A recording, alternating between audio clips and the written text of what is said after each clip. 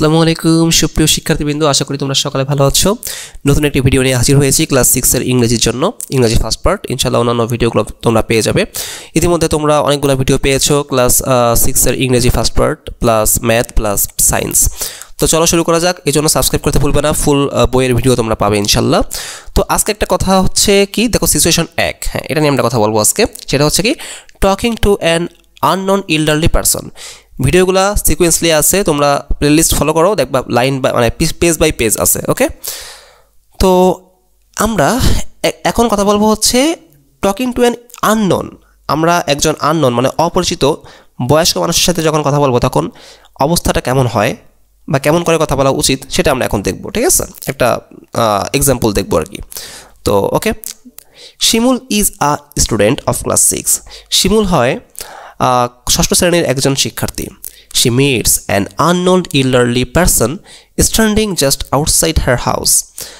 মানে সে মিট করলো, সে সাক্ষাৎ করলো একজন অপরিচিত বয়স্ক মানুষের সাথে, যে হচ্ছে তার বাসার বাইরেই দাঁড়িয়েছিল। শিমুল, হ্যালো, গুড আফটারনুন আন্টি। এখন দেখো, এটা কিন্তু ফর্মাল ওয়েতে বলতেছে হ্যালো, কারণ আমরা কি দেখছিলাম এর আগের ক্লাসে যে ফর্মাল ইনফর্মাল ও কীভাবে কথা বলতে হয়, ফর্মালি কীভাবে কথা বলতে হয়, ইনফর্মাল। হ্যালো এটা ফর্মালি, আর যদি এখানে আমি বলতাম হাই বা হেই, এটা হচ্ছে ইনফর্মাল ছিল। তো যেহেতু সে একটা আননোন মানুষের সাথে সাক্ষাৎ করছে, সো কী বলবে, হ্যালো, গুড আফটারনুন আন্টি, তাকে গুড আফটারনুন জানাইছে। ওকে, এখন but no response from the lady. But ওই লেডির কাছ থেকে বা ওই মহিলার কাছ থেকে কোনো রেসপন্স আসে নাই। এখন শিমুল আবার বলতেছে, excuse me, are you looking for someone? আপনি কি কাউকে খুঁজছেন? May I help you? আমি কি আপনাকে সাহায্য করতে পারি বা করব?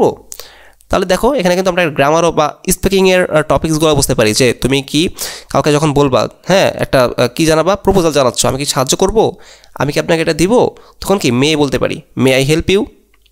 ঠিক আছে, তো এই যেরকম মে আই কাম ইন, হ্যাঁ এরকম কোনো কিছু চাওয়া বা এরকম কোনো প্রপোজাল দেওয়া, হ্যাঁ বা কোনো একটা অনুমতি গ্রহণ করা, may I come in sir, আমি কি ভিতরে আসতে পারি কি না, এরকম। ঠিক আছে, সো এখানে কিন্তু মে ইউজ করতে পারি আমরা।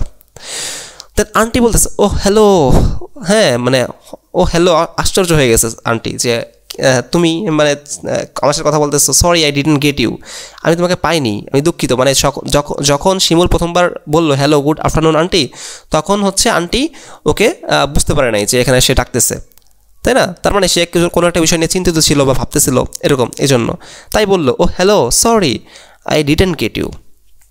দেন শিমুল কি বলে দেখি, I saw you standing here for a long time. আমি দেখেছি যে আপনি কি করতেছেন, এখানে অনেকক্ষণ ধরে দাঁড়িয়েছিলেন। Can I help you? আমি কি আপনাকে সাহায্য করব বা করতে পারি? আন্টি বলতেছে, থ্যাংক ইউ ডিয়ার, ধন্যবাদ প্রিয়। I am waiting for here for my daughter. আমি এখানে আমার মেয়ের জন্য বা কন্যার জন্য অপেক্ষা করতেছি। She should be here in no time, মানে হচ্ছে তার এখানে খুব কম সময়ের মধ্যে আসা উচিত। ওকে, শিমুল, ওকে ইট may rain soon.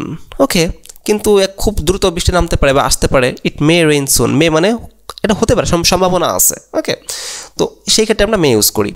Better you stand under that shade. আপনি বরং এই ছায়ার নিচে দাঁড়াতে পারেন। ঠিক আছে, মানে ওইখানে দাঁড়ালে হয়তো বা বৃষ্টি লাগবে না, এরকম বলতেছে। দেন একটা পয়েন্ট করলো, কোথায়, pointing across the road. Then aunty কি বলতেছে, ও শিওর থ্যাংক ইউ, ও হ্যাঁ ঠিকই তো, ধন্যবাদ তোমাকে। শিমুল বলতেছে, that's okay, have a good day. তাকে বললো দিনটি ভালো যাক, আপনার দিনটা ভালো কাটুক, এরকম। Aunty you too have a good day. বলতেছে হ্যাঁ তোমার দিনটাও ভালো যাক। ইউ টু বলছে জাস্ট, এটা মানে হচ্ছে এই হ্যাভ এ গুড ডে এখানে বলা লাগবে না। হ্যাভ আ গুড ডে এখানে উজ্জ্ব আছে, বাট বলা হয়ে গেছে। ঠিক আছে, কিছু বিষয় হচ্ছে যেমন ইউ টু মানে কি, তোমাকেও বলতেছে যে তোমার দিনটাও ভালো কাটুক, মানে হ্যাভ এ গুড ডে না বললেও বোঝা যাবে যে এখানে হ্যাভ এ গুড ডে বলছে। ওকে, সো এটা ছিল। দেন এরপরে হচ্ছে নতুন আরেকটা সিচুয়েশন আছে, এটা আমরা নেক্সট ক্লাসে দেখবো। সো আজকে আমরা দেখলাম সিচুয়েশন 1, কীভাবে একজন অপরিচিত বয়স্ক মানুষের সাথে কথা বলতে হয় এবং কথা বলার সময় কী ল্যাঙ্গুয়েজগুলো ইউজ করতে হয়। দেন আমরা কী করলাম, আমরা কিছু ওয়ার্ড মিনিংও বুঝতে পারলাম, আমরা ভেঙে ভেঙে দেখলাম কী বলছে এখানে, তাই না? দেন আরও বুঝতে পারলাম যে এখানে আমরা কোন ক্ষেত্রে মে ইউজ করতে পারি, কোন ক্ষেত্রে ক্যান ইউজ করতে পারি। আমরা এটা একটু মানে স্পিকিং রুলটাও আমাদের হয়ে গেল। আমরা ছোটোবেলা থেকে যদি স্পিকিং রুলটা একটু আমরা আয়ত্ত করতে পারি, আমাদের অনেক হেল্প হবে বড় হয়ে। ঠিক আছে, দ্যাটস ইট। সো হোপফুলি তোমাদের হেল্প হবে। সকলকে ধন্যবাদ। আসসালামু আলাইকুম।